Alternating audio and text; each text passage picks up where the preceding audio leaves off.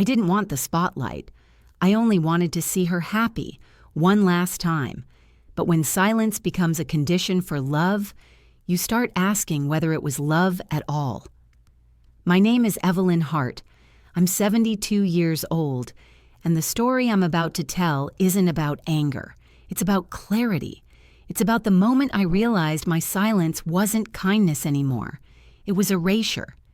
It began with an envelope, one of those thick, ivory-colored ones that feels expensive even before you open it.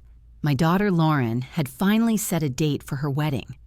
After 2 years of postponements, venue changes, and honeymoon plans that kept getting more elaborate, she was finally tying the knot. I sat at the kitchen table when it arrived, alone, as usual. The late afternoon sun filtered through the curtains, casting gold streaks across the envelope.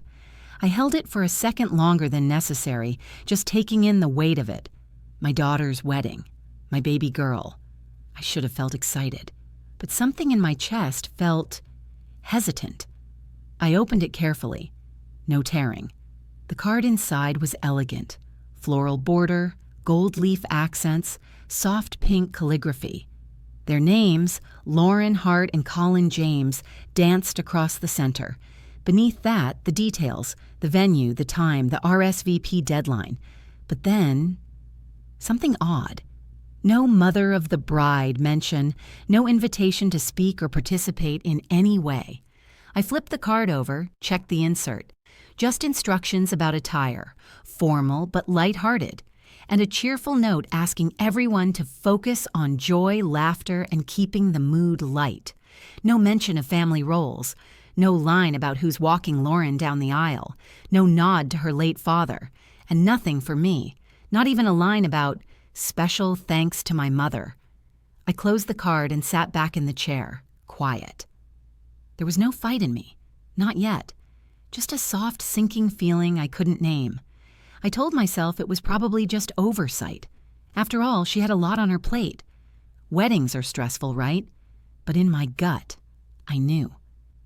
This wasn't the first time she'd kept me in the background. Over the past few years, Lauren had drifted. I chalked it up to her age, her independence, her busy life. But the truth was harder to admit. She didn't really want me close. Not anymore. I remembered the last time she visited me here. It was 6 months ago. She'd barely stayed an hour, spent half the time on her phone and the other half reminding me that I should maybe look into selling the house because it's too much upkeep for someone your age. I had laughed, brushing it off. But now it echoed differently. I slid the invitation back into its envelope and placed it on the mantel next to the old photograph of Lauren in her graduation gown. That day, she had made me stand beside her for every photo. She'd pulled me into the frame and whispered, "You're the reason I made it." And now, I wasn't even in the frame. It wasn't just about the card. It was what it represented. The quiet shrinking of my place in her life. The invisible edits she made to her story where I was slowly cropped out of the picture. I poured myself a cup of tea and sat by the window. Outside, the world moved on, unconcerned. Sparrows darted across the garden. The hydrangeas needed trimming. A car passed by slowly, probably a neighbor's son visiting. I wondered what kind of wedding it would be. Lavish, no doubt. Lauren had expensive taste. Colin's family had money, and Lauren always did love to impress. Would she mention me in her speech? Would she thank me for raising her after her father died? Would she even seat me near the front? I placed the tea down and walked to the hallway closet. From the top shelf, I pulled down the box labeled Lauren. Inside were drawings, birthday cards, and the hospital bracelet from the day she was born. I ran my fingers over them like reading Braille from a life I'd once held close. And then I did something strange. I took out a notepad from the drawer, the kind I used to keep by the phone, and began writing something I hadn't planned. A letter. To her. From me. Not to send. Not yet. Just to get it out. And in the quiet of that moment, I wrote the first line. If I am not allowed to exist in your joy, then I no longer know where I belong. I didn't know then that those words would one day be read aloud in a room full of people, with champagne glasses paused mid-air and my daughter frozen in disbelief. But that day, I just kept writing. I don't think anyone is ever truly ready to hear those words. You go in for a scan because something doesn't feel right, just a heaviness in the stomach, fatigue that you blame on age or stress. You sit in a cold room with a paper gown wrapped around your body like it's supposed to protect you, and then a doctor, kind but tired, walks in and uses the word aggressive. Pancreatic cancer, stage 3. We'll talk about options. That's what he said. I didn't cry right away. I nodded, wrote everything down in a little notebook I carried in my purse, as if taking notes could slow it down or somehow prepare me. Afterward, I thanked the doctor. I actually said, "Thank you." Isn't that funny? Like he'd just given me directions to a good diner. In the parking lot, I sat in my car for 20 minutes before turning on the ignition. And then I drove straight to Lauren's. She lived 25 minutes away, in a tall townhome with granite counters and minimalist furniture that always made me feel like I had to shrink when I visited. Her fiancé, Colin, wasn't home, just her, and that little dog she got during lockdown, who barked like he'd never seen a visitor before. She greeted me with a kiss on the cheek and a distracted smile. "Is everything okay?" she asked, glancing at her phone. I wanted to scream, "No, nothing is okay." But I didn't. I asked if we could sit for a moment. "I won't stay long," I said. "Just wanted to tell you something in person." She led me to the kitchen. The table was pristine, decorative centerpiece, not a crumb in sight. She poured me water in a tall glass, no ice. I could see she was trying to be polite, but her eyes kept drifting to her phone, buzzing in the corner. I told her gently, softly, explained the diagnosis, that I'd be starting treatment soon, that I was still processing it and hadn't told anyone else yet. She froze. The phone stopped buzzing, and then, slowly, she put her hands around the glass and said, "Mom, I'm so sorry, I really am. We'll get through it. You're strong." There was a pause. I waited for more, for a hug, a tear, a question. Instead, she added, "But please don't bring it up at the wedding." At first, I didn't understand. "What do you mean?" She looked at me, her voice softer than ever, like she was soothing a child before bed. "I mean, just please don't talk about this there. It's going to be an emotional day already, and I don't want people worrying or focusing on that. It's a happy day." I stared at her. "I wasn't planning to stand on a table and announce it, Lauren." She laughed nervously. I know, Colin's family, they don't really do sadness. They're not good with heavy stuff. I want everything to feel light. You understand, right?" And just like that, my cancer became heavy stuff. I nodded. I said, "Of course. I wouldn't want to ruin anything." She reached across the table and squeezed my hand, but something had cracked. She asked if I wanted tea, but I said I had to go. Something about needing to feed the neighbor's cat. A lie, but the kind that passes. On the drive home, I didn't turn on the radio. I just listened to the wind against the window, my mind repeating the same phrase. It's a happy day. Is there a rule that happiness can only exist if sadness is erased? If so, I must have broken it 1,000 times raising her. When her father died in that car crash, I didn't cancel her birthday. I still baked a cake. I still smiled for her, because I knew that grief and joy live side by side. They always have. But now, I was inconvenient. I was a shadow. Back home, I sat at the edge of my bed and reopened the letter I'd started, the one I thought I'd keep to myself. I read that first line again. "If I am not allowed to exist in your joy, then I no longer know where I belong." And I added to it, I never asked to take center stage. I only asked to be allowed in the room. Then I folded the paper neatly and placed it in my purse, not knowing that this letter, just a few pieces of quiet, aching truth, would change everything. I kept my promise. For weeks after that conversation, I said nothing more about it. Not to Lauren, not to my neighbor June, who usually noticed when I was looking pale, not even to the women at church who always asked, "How are you really doing, Evelyn?"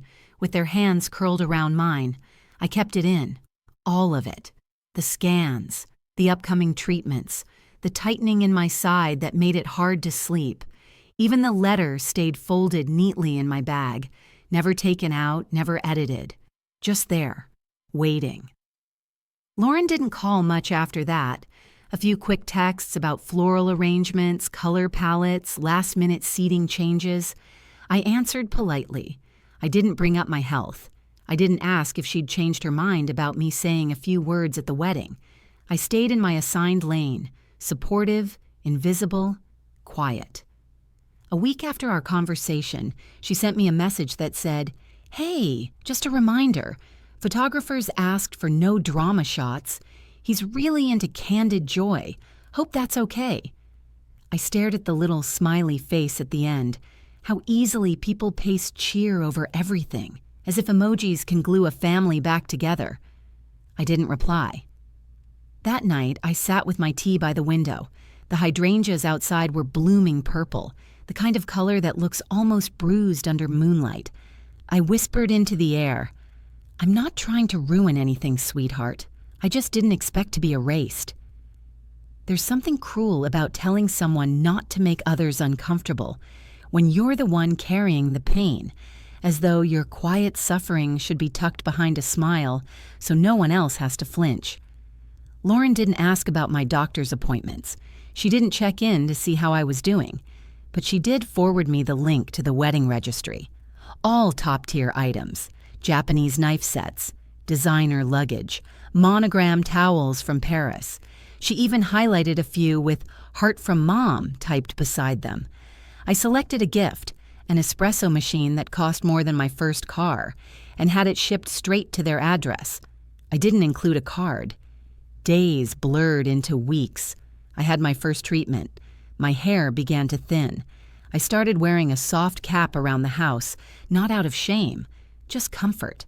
The nausea hit hardest in the mornings, like a tide I couldn't fight. But still, I showed up to every planning brunch Lauren invited me to. I showed up to stay part of her life. At one of those brunches, we sat outside at her future mother-in-law's home. Lauren wore a flowing white sundress, her hair curled just the way I used to do it for her recitals. But she didn't look at me much. She smiled for photos, laughed with her in-laws. When I tried to offer help, "Would you like me to make something for the dessert table?" she said without looking up. "We've got it covered, Mom." I felt the words land like pebbles drop down a deep well. Small, but they echoed for a long time. Later that day, as we cleaned up, I accidentally left my cap on the back of a chair. When I returned to get it, Lauren was standing there holding it, like it was a question. She looked at me. Her eyes softened for just a moment. "You're not going to look sick at the wedding, are you?" I didn't answer right away. I just took the cap gently from her hand. "No," I said. "Don't worry." That was the agreement. That was the contract sealed not with love, but with expectation. Don't look sick. Don't speak sad. Don't be a reminder that time is short. Just smile. On the way home, I pulled the letter from my bag again. I hadn't added to it in days. But something inside me stirred. I wrote one more line. There is no joy without truth, and there is no love that asks you to disappear. Then I folded it again, gently, as if it were already a part of history. I hadn't decided what to do with it yet. All I knew was that the silence I was giving her, this practiced, polite, tidy silence, was becoming a wound neither of us had the courage to name. And when wounds go unnamed, they eventually start bleeding at the worst possible time. I wasn't supposed to come to the dress fitting. It was meant to be just Lauren, her maid of honor, and the groom's mother. A tight-knit moment for the girls. But the boutique accidentally called me about confirming my dress alteration, assuming I'd be part of the group, so I showed up. I told myself it wasn't a big deal. I'd raised this girl. I'd sewn ribbons into her hair when she was 5. I'd taught her how to pin fabric when she wanted to be a fashion designer for 3 whole weeks in middle school. Surely I belonged in that room. The boutique was high-end with ivory curtains, blush walls, and the smell of fresh orchids wafting through the air like luxury perfume. The consultant greeted me with confusion at first. Lauren hadn't mentioned I'd be attending, but she recovered quickly and ushered me in. Lauren was already in the fitting room, standing on a platform surrounded by mirrors, a seamstress pinning the hem of her gown. She looked radiant, stunning, really. Her hair was swept into a loose chignon, and the dress hugged her frame like it was made for her soul. And then she saw me. Her smile faltered for just a second. "Mom, you didn't have to come." "I wanted to," I said gently. "I was in the area." Which was a lie. I'd taken 2 buses and walked 6 blocks. She didn't say much after that. The groom's mother, Patricia, gave me a tight-lipped smile and went back to sipping her complimentary Prosecco. She wore a pearl bracelet and had one of those voices that always sounded slightly amused, even when saying nothing of substance. Lauren's best friend was busy taking photos. "Do the turn again, Laure. You look like a Vogue bride." No one asked me what I thought of the dress. I stood quietly near the back, watching.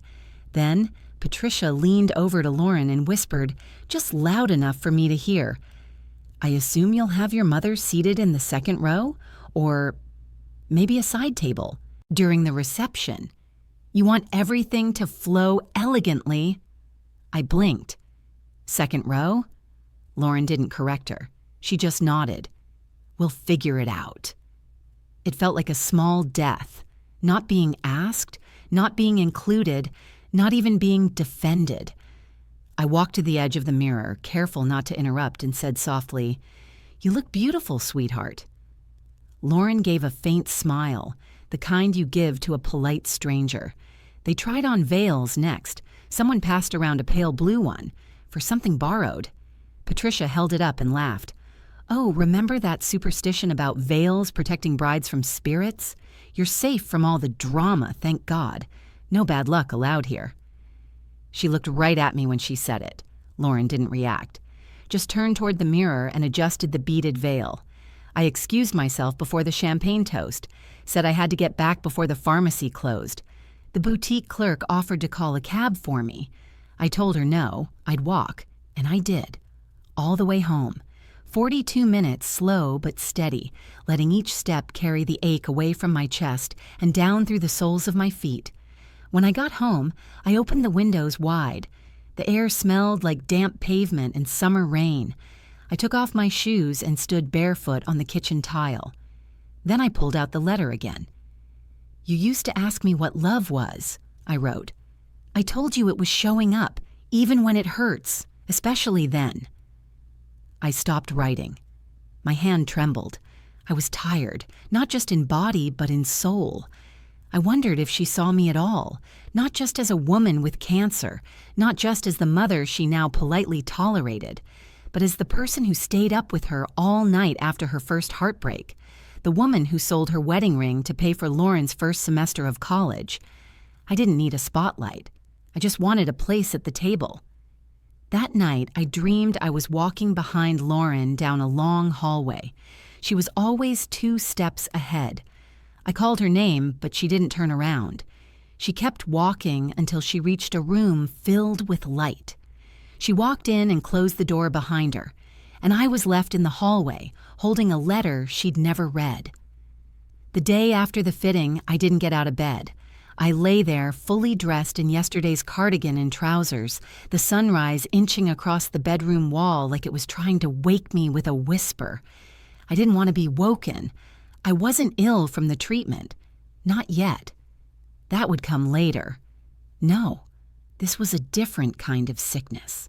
A heaviness I couldn't name. A hollowness that had settled into my chest where pride for my daughter used to live. The house was too quiet. The phone didn't ring. No texts, no accidental check-ins.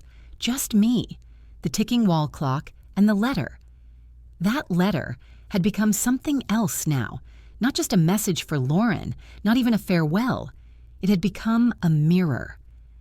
I pulled it out from my purse, creased, now softened at the edges from being handled so often, and laid it flat on my desk.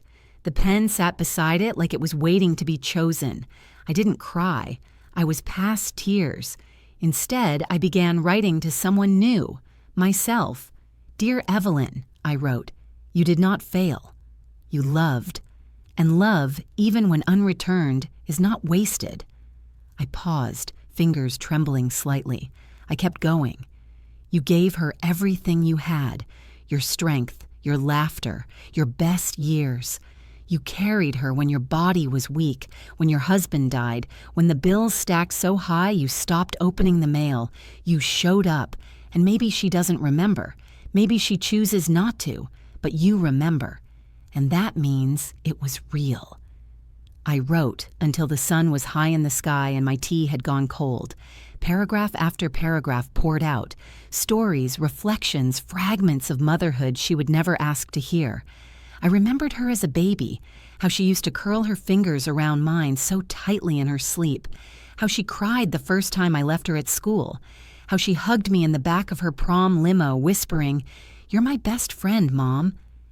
Had all of that vanished, or had I simply become inconvenient? I signed the letter at the bottom, not with "Love, Mom," but just my name, Evelyn. Then I folded it, placed it into a fresh envelope, and tucked it beside the original letter in my purse. 2 letters now, one for her and one for me. One she may never read. The other I knew I would reread in my final days.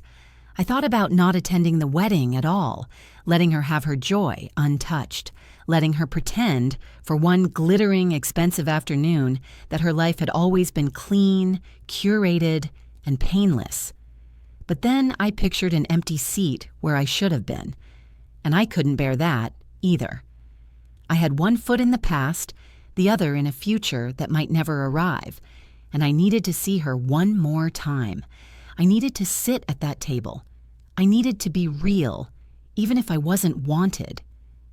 Later that afternoon, I gathered myself, combed my thinning hair, applied soft foundation to hide the paleness, sprayed a little lavender behind my ears, and walked to the florist near the town square. I picked out a single long-stemmed white rose. I didn't know why.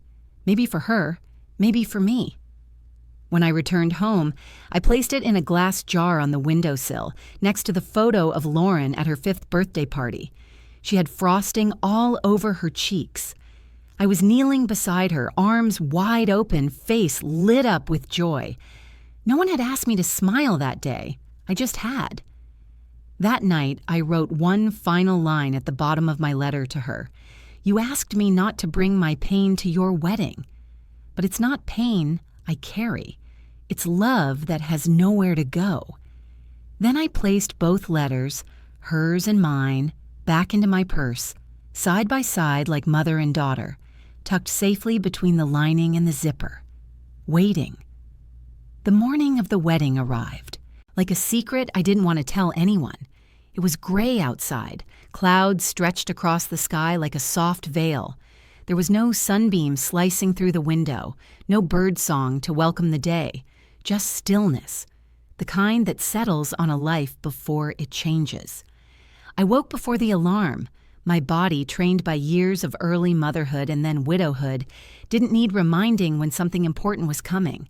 I sat on the edge of the bed for a long while, robe wrapped around my frame, hands resting on my knees.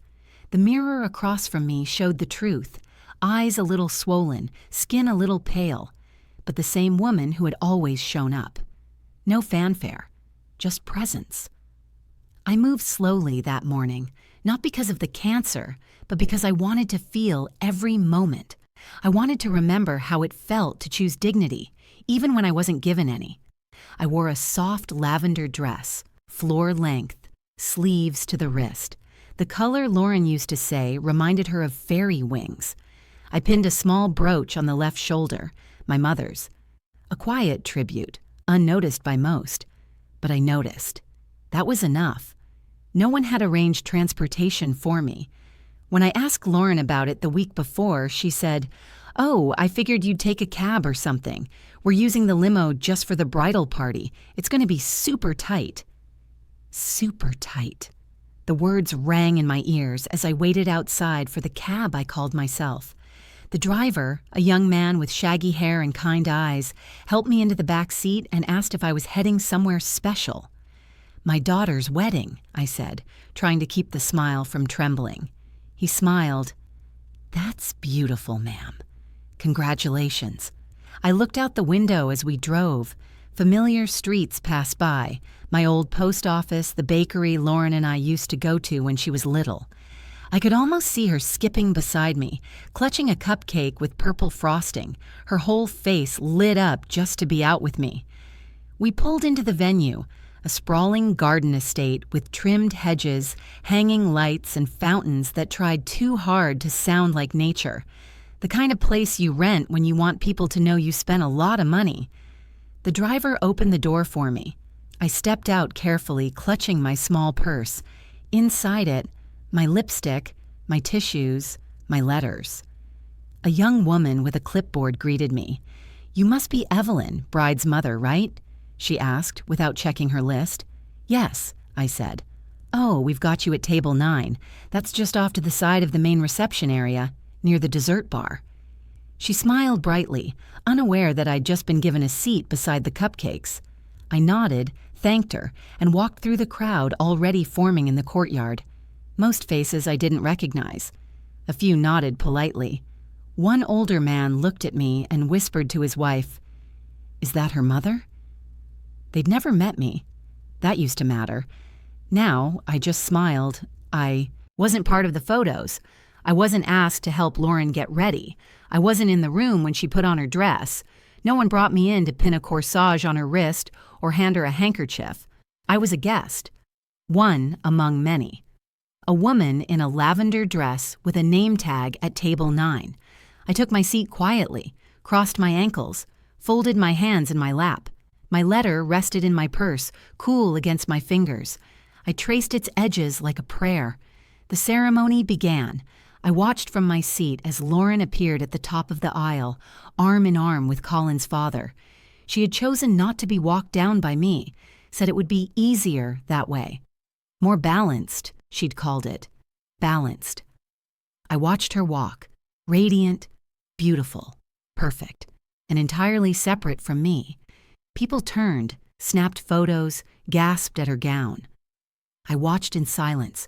Pride and pain twisted tightly inside me like roots strangling each other beneath the surface. When they reached the altar, I saw Lauren glance back briefly. For a moment, our eyes met. She didn't smile. Neither did I. I simply nodded as if to say, "I'm here." Still. When they said their vows, the crowd dabbed their eyes and smiled. I folded my hands over my stomach, feeling the dull ache that came and went like waves against a cliff. I wasn't thinking of cancer then. I was thinking of how, even in erasure, I had refused to vanish.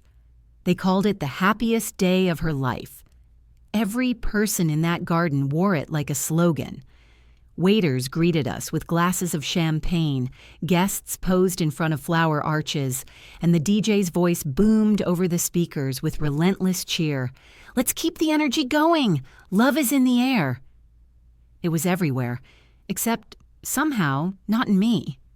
After the ceremony, we were ushered into the reception hall, a sprawling white tent draped in soft linens and fairy lights that sparkled like stars. Crystal centerpieces reflected gold from the chandeliers above. Everyone gasped when they walked in. People took videos, clinked glasses, hugged each other. I walked quietly to table 9. My place card was there, neatly printed, tucked beside a plate of artfully folded napkins. Around me were distant relatives, co-workers of Colin's parents, and an older couple who spent most of dinner arguing about their dog sitter. No family. Not one familiar face. I adjusted the hem of my dress and smiled at the couple beside me. They nodded politely and went back to scrolling on their phones. I watched the head table. Lauren and Colin sitting between their bridal party, laughing, toasting, leaning in for photos.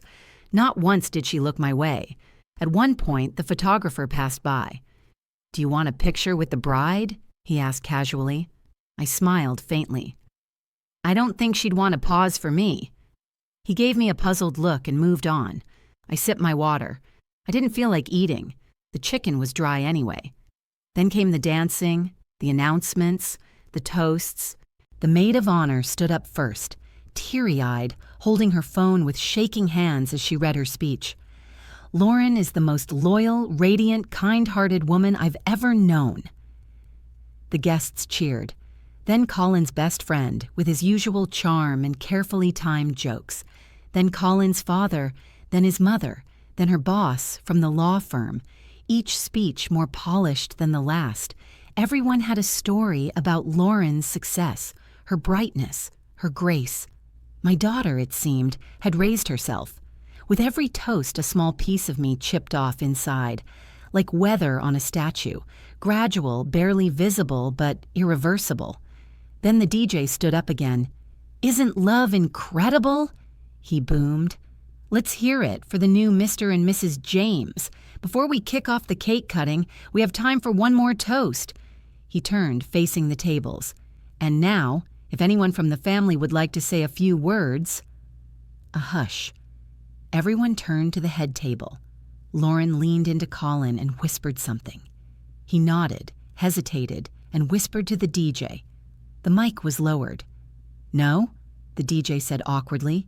"Well then, let's move on to dessert." The moment passed like a wave that never reached the shore. I reached for my purse. My fingers grazed the envelope.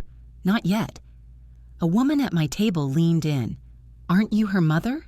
"Yes," I replied. "Oh, I thought for sure you'd be giving a speech." I smiled. "Me too." The cake was wheeled out tall and white with lavender frosting to match the floral theme. Guests gathered with their phones, chanting for the couple to slice it. Lauren took the knife with Colin. Cameras flashed, laughter erupted. I clapped politely, still seated. A waiter brought out slices and passed them down. I took mine but didn't touch it. Someone spilled champagne near the dance floor. 2 children started crying over a missing iPad. A man tripped over the edge of the tent trying to chase down his drunk wife. All the chaos of joy, of celebration. It surrounded me.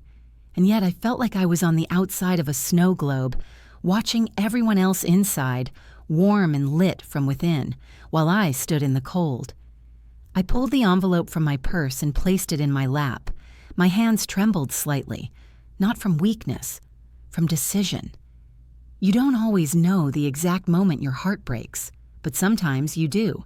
And for me, it was watching Lauren take a selfie with Patricia, Colin's mother, captioning it, "Best second mom ever."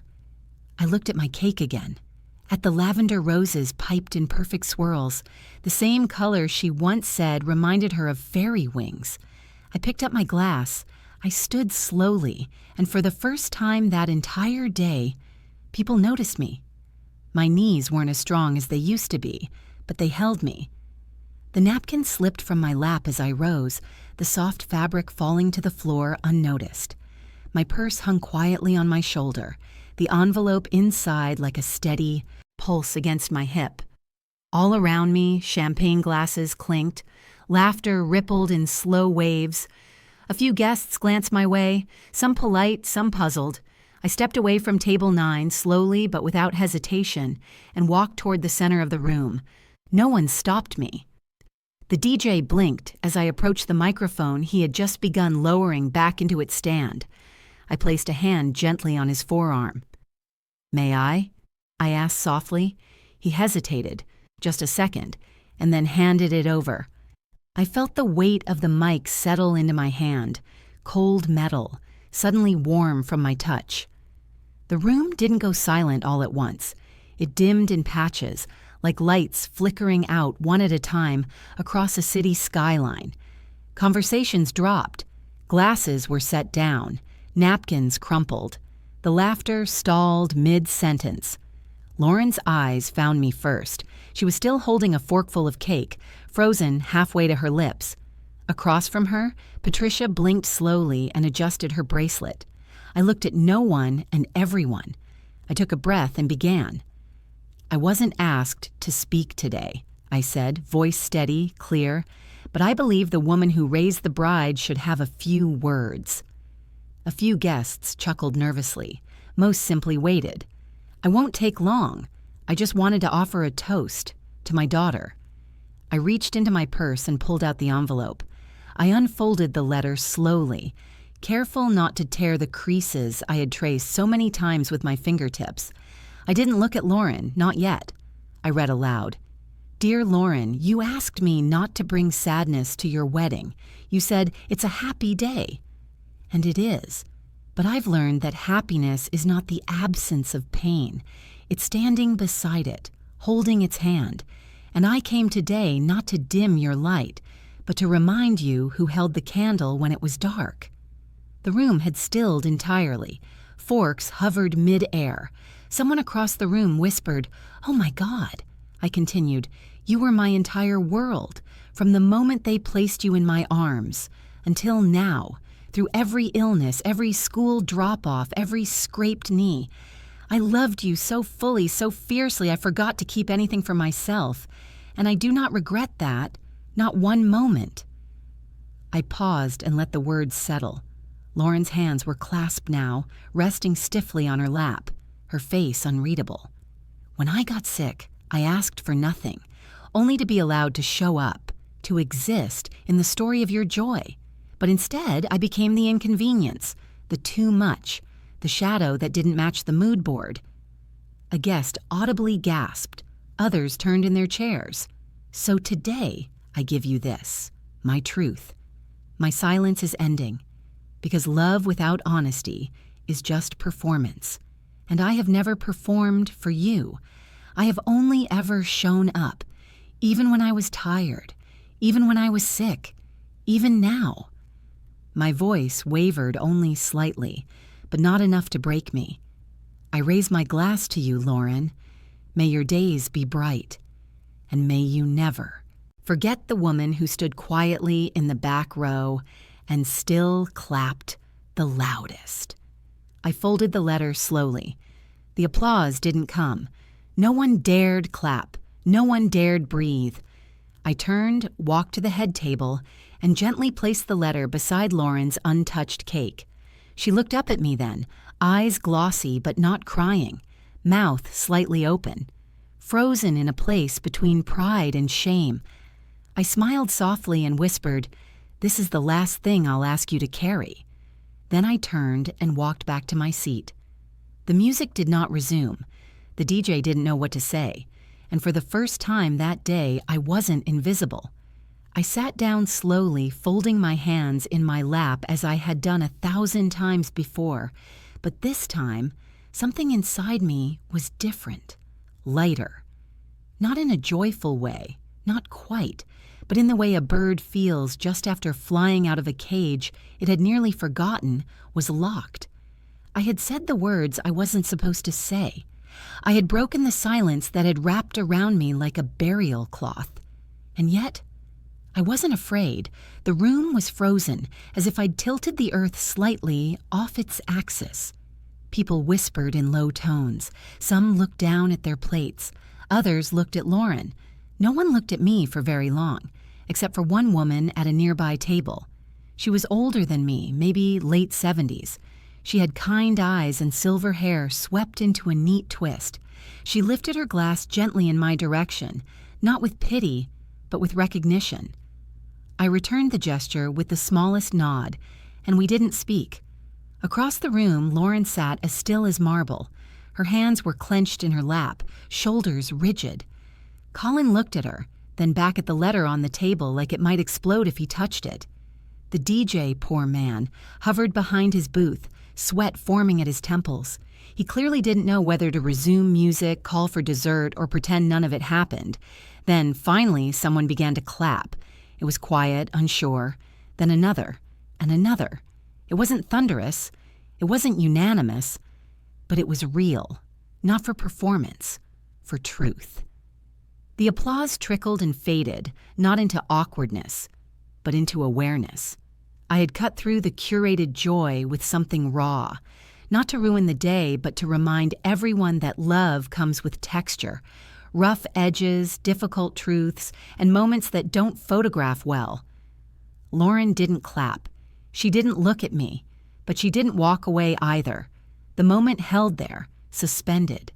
Then Patricia, the woman who had called herself Lauren's second mother, stood up, smoothed her designer gown, and said to no one in particular, "Well, that was certainly unexpected," before walking away toward the bar. Lauren watched her go. Her face flickered. I saw it. The tiniest crack in her polished veneer. It wasn't anger, it was something else, something uncertain. When dessert was served, a waiter tried to clear the letter with the dishes. "Leave it," Lauren said softly. He did. I didn't eat. I had no appetite for cake anymore, not after swallowing years of being sidelined.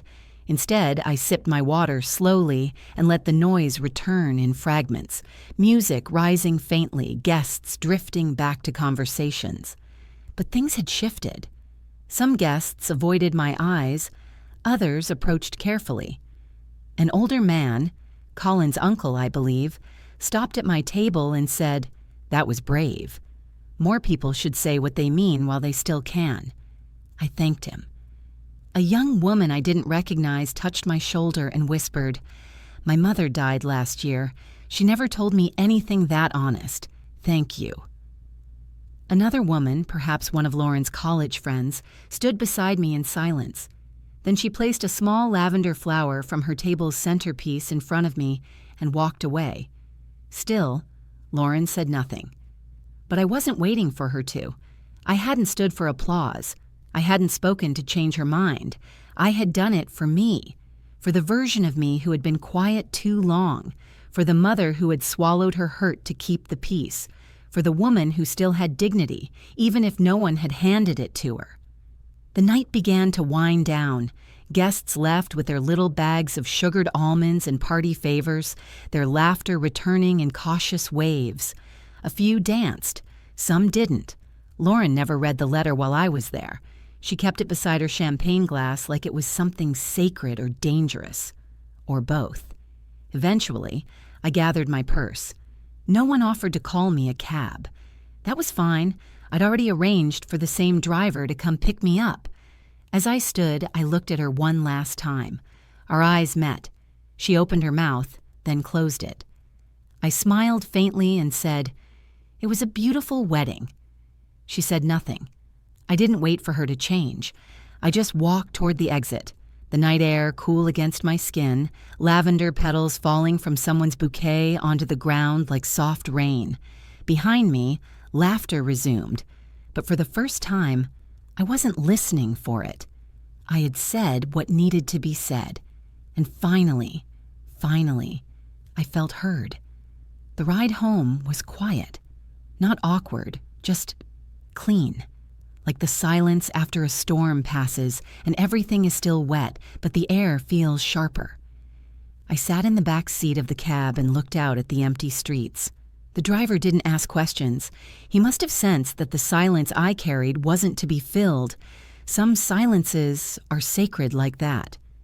The reception hall had disappeared behind me, swallowed by distance and headlights and the quiet hum of the car engine. My heels rested side by side on the floor mat. My purse, lighter now, sat beside me on the seat. The letter was no longer inside. I'd left it there, where it needed to be. As we pulled into my neighborhood, I glanced up at the houses we passed, windows glowing with yellow light. Families inside finishing dinners, watching TV, laughing, maybe. Ordinary lives still in motion. My house looked smaller when I returned, not physically, but emotionally, like it had aged in my absence. The porch light I'd left on blinked once as I stepped out of the cab, the bulb struggling against the night. Inside, everything was exactly as I had left it. The cardigan on the back of the kitchen chair, the note on the fridge reminding me of my next doctor's appointment, the glass jar with the single white rose, now just beginning to wilt. I made a cup of tea even though I didn't want one. Old habits. I sat by the window and wrapped my hands around the mug, not for the drink but for the warmth. And I waited. for something. I don't know what. A phone call, a knock, a message, an apology, number. Not even that, maybe just the sound of being remembered. It didn't come, not that night, not the next. But what did come, strangely, was peace. It crept in slowly, like breath returning to lungs that had learned to hold too much for too long. I didn't cry. I had already done that in silence for weeks, months really, but I did speak aloud just once into the empty room. I did what I came to do. And I had. I'd spent a lifetime making myself smaller, quieter, easier to love. I had shrunk to fit into everyone else's picture of joy, a joy that had no space for grief, no tolerance for truth, and no room for a mother who wasn't perfect. But that night, in front of strangers and chandeliers and sugar-frosted smiles, I stood in my own name, and the room froze. That moment hadn't been about revenge or bitterness. It had been about acknowledgement, about reminding my daughter, reminding myself, that I existed, that I mattered, that love isn't supposed to come with conditions like, don't ruin the mood or stay quiet to keep the peace. The silence in that wedding hall wasn't uncomfortable. It was holy. It was the sound of an entire room realizing that someone had been missing, not in body but in attention, for years. It was the sound of people finally hearing what had been there all along. And while Lauren hadn't said anything, hadn't cried, hadn't clapped, hadn't embraced me, I saw something in her eyes. Shock, yes, but something deeper. Recognition. A doorway creaking open, just a sliver of light behind it. That's all I needed. Not forgiveness. Not even a thank you. Just the knowledge that I had spoken, and that somewhere it landed. I sat in my little kitchen that night until the sky began to pale. The birds began chirping. The neighborhood stirred to life. The silence shifted from heavy to soft, like it, too, had been transformed. I didn't know what would come next, whether Lauren would reach out, whether she'd read the letter again, whether it would change her or only harden her. That wasn't my burden anymore. I had spoken. She had heard. And in that silence, I had healed. 3 days passed before the phone rang. It was late morning. I was sitting on the EI porch with a shawl around my shoulders, a warm mug in my hand, and a notebook on my lap. Not the letter. That was done. Just a blank notebook this time. New pages. New voice. When the phone rang, I almost didn't answer. But habit is a powerful thing. I picked it up on the third ring, expecting it to be the pharmacy or the hospital confirming next week's appointment. Instead, her name blinked on the screen. Lauren. I held the phone for a second before sliding my finger across. "Hello," I said, careful to keep my voice level. There was silence on the other end, the kind where you can hear breathing but not words. Then, "I read it," she whispered. Not hello, not hi, Mom, just those 3 words. I said nothing. I let her sit in that space. "I didn't know," she continued. I guess I knew, somewhere. But I didn't want to know. Not really, not like that. Still, I stayed quiet. "I was angry," she admitted. "At the wedding. You blindsided me." I almost said, "And you erased me," but I didn't. Because this wasn't a war. I'd already won something far more important than an argument. The truth had been spoken. I didn't want the day to be sad," she said, voice cracking. "I didn't know how to carry both things at once." And there it was. The admission.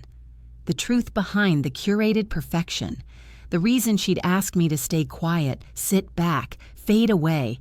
She was afraid that my illness would remind her that time wasn't infinite, that love came with loss, that real joy isn't shiny, it's full of tears, laughter, and everything in between. "I'm not asking you to apologize," I said gently. "I know," she replied, "but I needed to say, I'm sorry anyway." I closed my eyes, not for drama, just to let the words settle. She asked if she could come by the next day, alone, No call-in, no crowd, just her. I said yes. When she arrived, she wasn't wearing makeup. She looked tired, younger somehow, like the child who used to crawl into my bed after nightmares. She sat at the kitchen table, the same place I had once told her about the diagnosis, where she had asked me to keep it quiet. She looked around like she was seeing the house for the first time. "I forgot how peaceful it is here," she said. I smiled. She pulled out the letter from her purse. Folded, a little worn at the edges. She didn't read it, just held it. "I read it 3 times, she said. "Once at the table, once at home, and once this morning." I nodded. "I think I forgot you were a person," she said. "Not just my mom, not just someone to orbit around me." The words stung, not because they were cruel, because they were true. She reached across the table, placed her hand on mine. "I don't know how to make up for it. I don't even know where to begin." "You already did," I said. She looked up, eyes brimming. "I didn't write that letter to change you," I told her. "I wrote it so I wouldn't disappear." She squeezed my hand, and in that moment something passed between us that no photograph could have captured. Not forgiveness, not repair, but a thread being tied again. Softly, slowly. She stayed for hours. We didn't talk about the wedding. We didn't need to. We talked about old recipes, her plans for work, my next treatment. We laughed. She cried.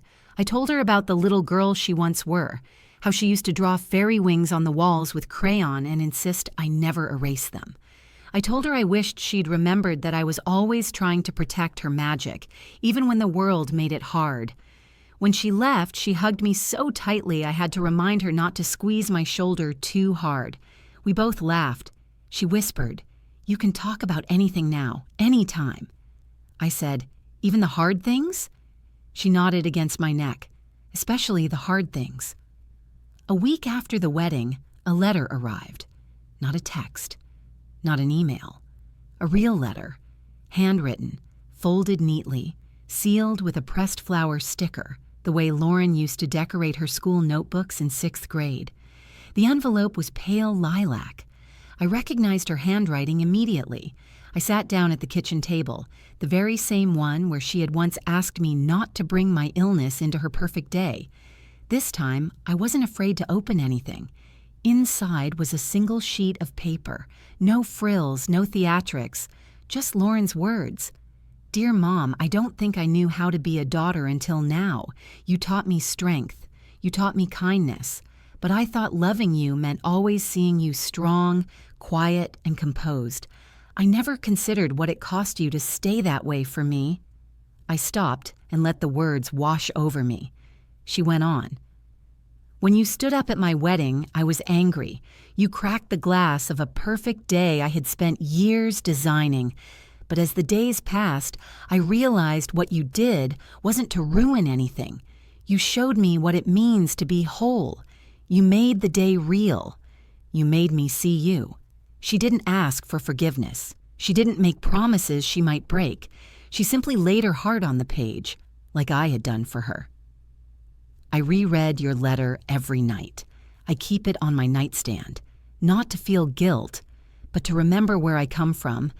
I know we don't get back the years we lost, but if you'll have me, I'd like to start showing up for you however you'll let me." There was no signature, just 3 words at the bottom. "I see you." That was all I needed. I folded the letter carefully and placed it in the same memory box that held her first crayon drawing, her acceptance letter to college, and the sonogram photo she once gave me when she thought she might lose her first baby. Now it lived with those other precious fragments of our life, because this letter was also a kind of beginning, not a rebirth, but a return. That Sunday, she came again. This time, she brought soup, sat at the USI table like she used to. She didn't talk about the wedding. She talked about everything else: work, her garden, her fears, my health. She looked at me when I spoke, and for the first time in years, I saw my reflection in her eyes, And it wasn't just obligation. It was love, gentle, imperfect, but real. In the days that followed, I began writing again, but not letters of pain, not silent pleas. I started journaling for myself, about the rain, the hydrangeas, the woman I used to be, the one I'm becoming again. One entry I simply wrote, "She heard me," and she stayed. I know I may not have years left. I know the road ahead is uncertain, but I also know that silence no longer lives in this house. If I go tomorrow, I will go knowing my voice wasn't buried with me. I will go knowing that somewhere, in the soft part of my daughter's heart, my words planted something that might one day bloom. On the windowsill, the single white rose finally wilted. I didn't throw it away. I pressed it between pages of my journal, a symbol not of what faded, but of what was preserved. I still go to my treatments. I still walk slower. I still wake up some mornings with pain in my bones. But now, when I look out the window and see Lauren's car in the driveway, I feel something I hadn't felt in a long, long time. Presence. Not performance, not duty, just presence. That is the love I always gave her. And now, quietly, humbly, she's beginning to give it back. I didn't ruin her wedding. I just made sure her mother was there, not in the second row, not beside the dessert table, but in her memory, in her story, where I've always belonged.